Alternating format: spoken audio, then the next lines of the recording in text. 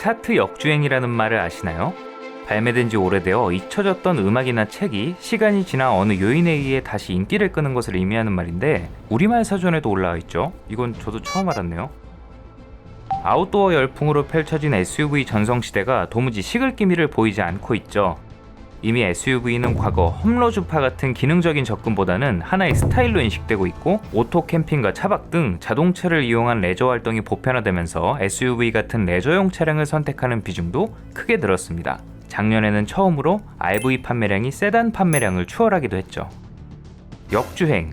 자동차와 이 단어가 붙으면 정말 무시무시한데요. 오늘 소개할 이 차는 이 역주행이라는 말이 너무나도 잘 어울리는 모델입니다. 도시명 SUV로 점칠된 현대기아차 그룹의 유일한 정통 프레임 SUV이자 40에서 50대 남성 고객이 무려 70%를 차지하는 진정한 아재들의 차. 누군가에겐 그 어떤 차를 가져와도 대신할 수 없다는 그 차. 이분 G80으로 갈아탔. 이번 시간에는 기아 모하비에 대해 알아보겠습니다.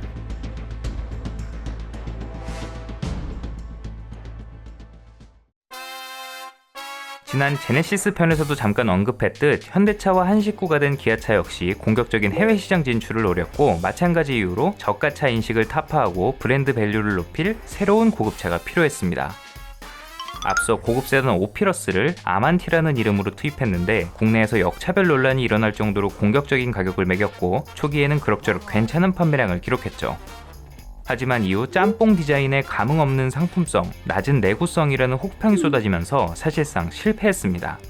다만 스포티지와 소렌토 등 SUV 라인업은 해외 시장에서 꾸준히 좋은 실적을 올렸고, 이에 자신감을 얻은 기아는 더 비싼 값을 받을 수 있는 고급 SUV 라인업을 계획합니다.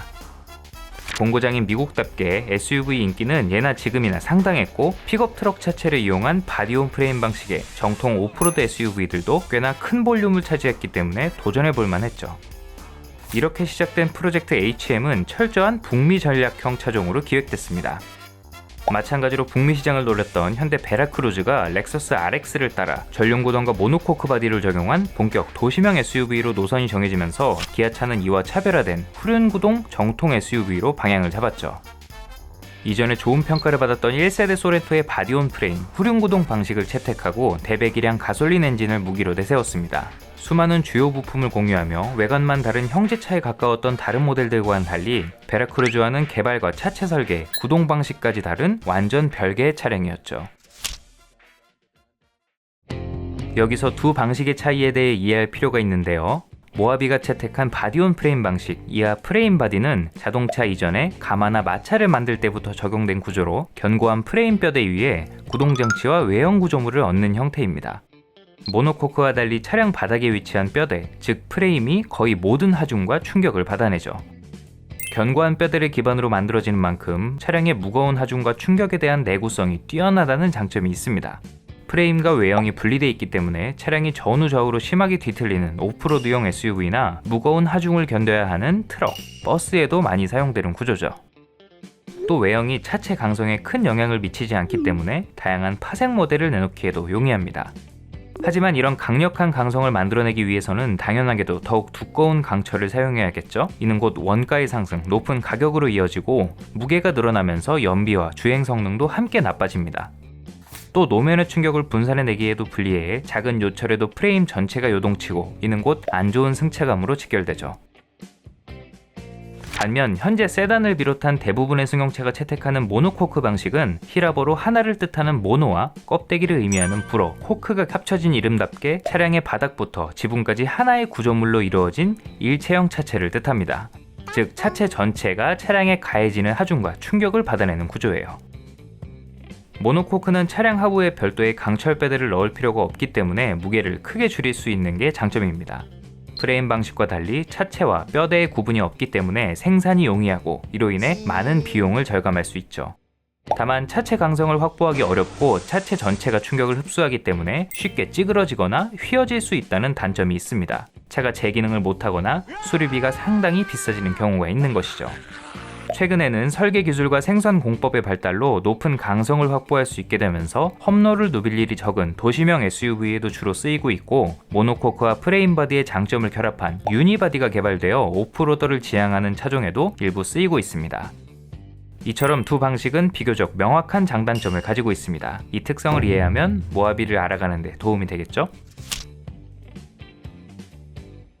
토요타 랜드크루저처럼 메마른 황무지를 거침없이 질주하는 모습을 연상시키기 위해서일까요? 차명인 모하비는 미국 캘리포니아 남동부에 펼쳐진 사막 모하비에서 따왔습니다. 이름부터 미국을 타겟으로 했다는 게 드러나죠? 마침 기아차의 주행시험장이 위치한 곳이기도 하고요.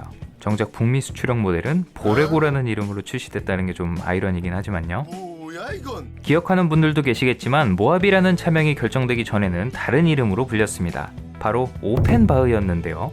같은 회사 고급 세단인 오피러스와 어감도 비슷하고 대형 SUV다운 포스 넘치는 이름이었죠. 전용 엠블럼까지 제작되는 등 출시 직전까지 꽤나 유력한 차명이었지만 왠지 입에 붙지 않는 발음, 벤츠 마이바흐와의 유사성 등 고심이 컸는지 이후 네티즌 투표로 차명을 결정한다는 소식이 전해졌습니다. 그런데 막상 열린 투표에는 오펜바흐라는 이름은 온데간데 없어지고 지금의 모하비, 미국 와이오밍주에 흐르는 강인 윈드리버, 태양의 후예를 뜻하는 오펠리아 세 가지 선택지만 있었죠. 이미 오펜바흐라는 이름이 익숙했던 일부 네티즌들에게 마치 뽑지 말라고 써놓은 듯한 이름만 있다는 비아냥을 듣기도 했습니다. 결국 이 답정너식 투표 결과 마제스티 오브 하이테크 액티브 비이클, 대충 최첨단 SUV 끝판왕이라는 뜻의 모하비가 뽑혔습니다. 마케팅 하시는 분들 정말 대단하죠?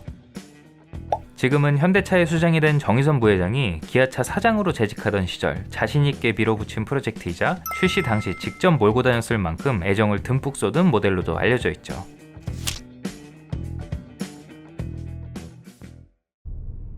2008년 정식 출시된 모하비는 오피러스와 공유하는 전용 엠블럼을 부착하고 오피러스 전용 정비 라인을 이용하는 등 각종 프리미엄 마케팅을 펼쳤고 공개된 실물도 그에 걸맞게 기존의 국산차와 결이 다른 웅장함이 느껴지는 모습이었습니다.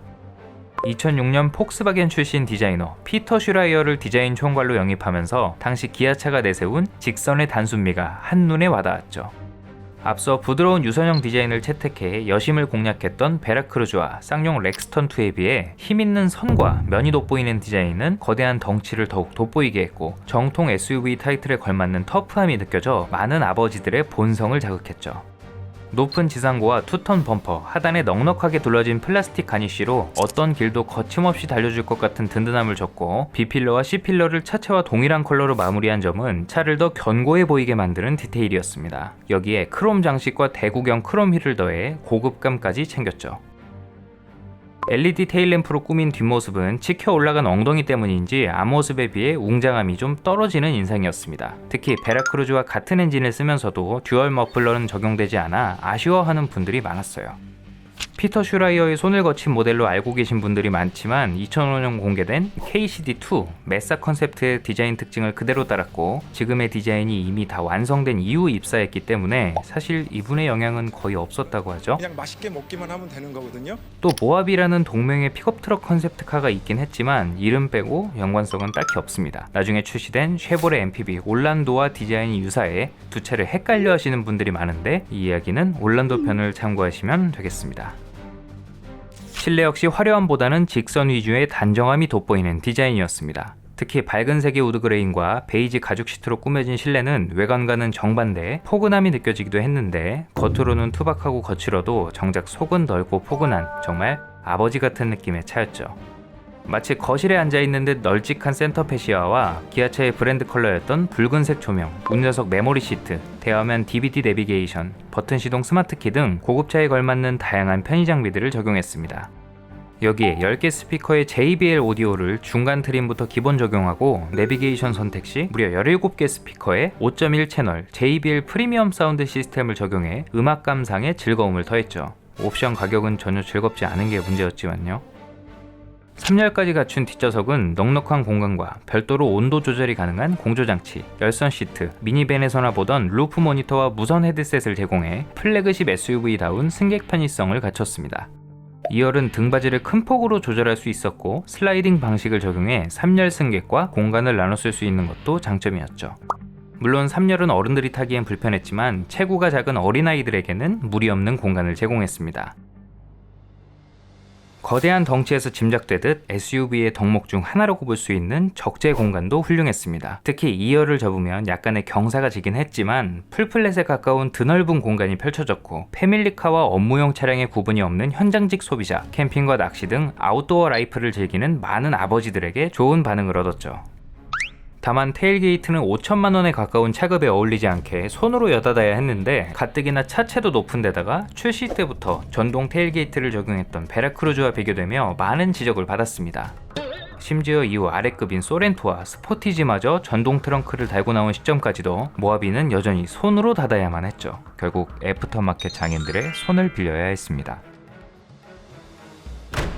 파워트레인은 베라크루즈에 올라갔던 V6 3.0L S 디젤 엔진을 후륜구동에 맞게 새로 배치했고 아이신이 아닌 수출형 제네시스와 에쿠스에 적용했던 ZF 6단 자동 변속기를 맞물려 생김새에 걸맞는 강력한 힘을 제공했습니다. 이후 연식 변경을 통해 V6 3.8 람다 가솔린 엔진과 5단 자동 변속기, 국내에선 에쿠스에만 쓰였던 V8 4.6L 타우 가솔린 엔진과 ZF 6단 변속기가 조합된 트림을 신설하면서 선택지를 늘리기도 했죠.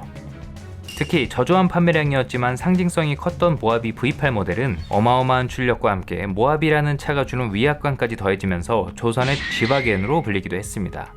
안 그래도 높은 출력, 더블 위시본 서스펜션, 후륜 에어 서스펜션을 적용하면서 베라크루즈보다 뛰어난 사양이 비교되기도 했는데 아예 8기통 엔진까지 넣어버리면서 쐐기를 제대로 박았죠. 현대차 서열 2위에 사랑을 받았던 차답죠. 상위 트림에는 랜드로버 디스커버리처럼 후륜 에어 서스펜션을 적용해 주행 환경에 따라 차고를 조절할 수 있었습니다. 험로 주행이나 승객 탑승, 물건 적재 등으로 뒤쪽이 가라앉았을 때 이를 보정해 안정적인 주행 성능을 제공했던 것도 경쟁차에 없는 모하비만의 강점이었죠. 여기에 든든한 프레임 구조 역시 빼놓을 수 없는 강점이었어요. 넉넉한 견인 능력과 주행 환경에 맞게 조작하는 사륜구동을 적용해 어지간한 임도와 비포장길은 부담없이 누빌 수 있었죠. 차가 비싸서 굳이 험한 길을 찾아가시는 분이 많았을진 모르겠지만 새롭게 상시 사륜구동 시스템도 적용했는데 이를 상위 모델에만 제공하고 하위 트림은 여전히 파트타임 사륜구동을 적용해 옵션질이라는 논란이 있었죠. 노면의 충격을 상쇄하기 위해 의도적으로 물렁하게 세팅된 서스펜션은 프레임바디 특유의 뼈와 몸이 따로 노는 듯한 느낌과 시너지를 일으켰고 뒷좌석 탑승객에게 멀미를 유발하는 차라는 꼬리표가 붙게 됩니다. 이후 상품성 개선을 통해 서스펜션을 좀 더 탄탄하게 세팅했지만 구조적인 한계로 인한 승차감은 여전했습니다. 고급 패밀리 SUV를 표방하던 모하비에겐 그야말로 쥐약이었죠. 2011년에는 디젤 엔진의 출력을 개선하고 이전에 사다 쓰던 ZF 6단 자동 변속기 대신 현대 파워텍의 8단 자동 변속기를 결합한 연식 변경 모델을 출시해 상품성을 보강했습니다. 바가지에 가까웠던 기존 DVD 내비게이션을 100만원대 액추얼 내비게이션으로 대체했고 앞좌석 통풍 시트를 추가한 것도 소비자의 피드백을 반영한 부분이었죠. 단 이전의 후속 모니터와 17개 스피커의 JBL 프리미엄 사운드는 삭제됐습니다. 한편 현재 현대차 넥소로 많이 익숙해진 수소연료 전지차를 선보여 1회 충전거리 700km 이상을 기록하면서 의미있는 성과를 달성하기도 했습니다.